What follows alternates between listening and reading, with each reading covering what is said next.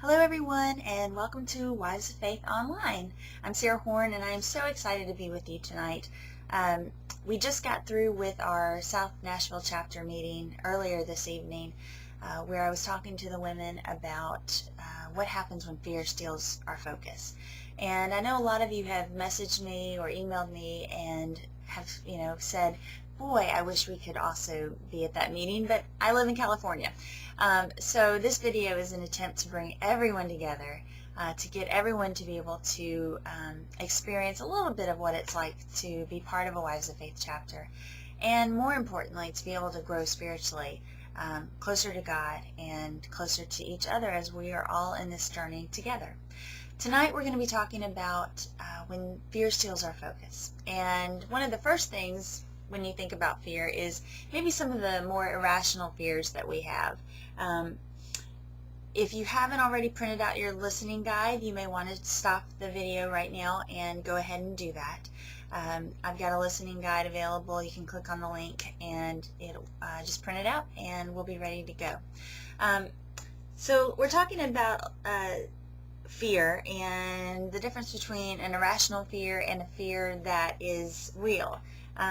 What's an irrational fear? Irrational fear is, something that's probably a little bit unreasonable, something that just you're afraid, it's in your mind, and you just can't explain why you're afraid of it, but you are.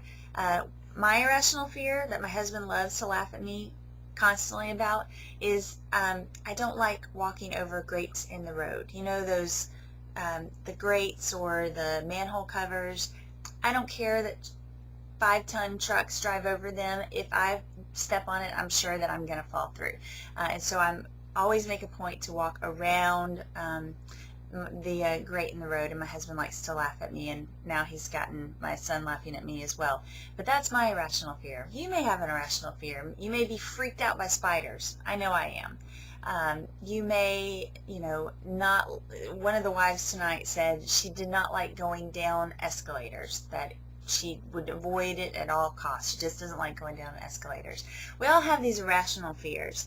And those fears can turn into phobias. There's a lot of interesting phobias out there, and I'll share a few of them with you.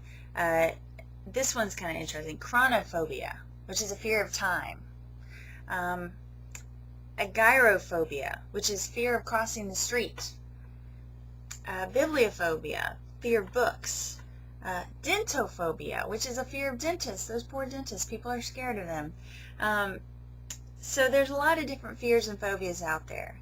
Now, of course, those are the irrational ones. Those are the ones that we kind of chuckle at ourselves about and think, oh, I can't believe I'm scared of that.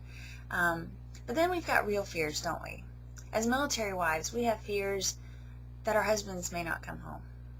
We have fears that our children may get sick, or something may happen to them, someone may take them.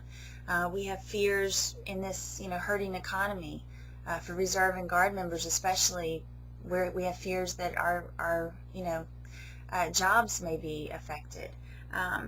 We may be afraid that our marriage is going to end, or even something about being afraid of being in the dark, being afraid of someone breaking into our house, especially if we're by ourselves. We can have those fears. You may have a lot of serious fears that you're dealing with right now. Let me share this story with you. I read this news story a couple of days ago, and I just couldn't believe it. A couple drove 100 miles from South Africa's famous Kruger National Park with a highly venomous spitting cobra in their car. This man felt the 33-inch long snake wind itself around his leg while he was driving. Can you believe this? At first, he thought an insect had brushed his leg and swiped it away, but when he looked down, he saw this enormous snake next to his left foot. Fortunately, he said, I'm not the panicky type. My wife immediately put her feet up on the dashboard. That's what I would have done. Feet up. Actually, I would have been out of the car, whether it was moving or not. I would have been gone. So this article says that the couple made several stops to try and remove the snake, but could not find it until it wrapped itself around Prat's leg, the man's leg. Its head came up to my knee, he said. Finally, the couple managed to call a snake expert to remove the cobra. Can you imagine driving 100 miles to with a snake in your car, a snake like that in your, well, any snake for that matter, in your car? And my only question when I was reading this article is, what in the world did they talk about during that entire 100-mile journey? You know, did they, do you really think that they stopped and talked about much else but the snake? Probably not. Their focus was on the snake. Their focus was on that fear. And you know, fear is like that. When we are afraid of something, that's what we focus on. You know, when I am afraid of my husband leaving for a deployment, that's all I can think about. When I am afraid of someone coming into my house in the middle of the night, I'm going to have trouble sleeping. Some of you could probably relate to that. If, you know, when we are afraid of something, it's very hard not to let whatever that is consume us.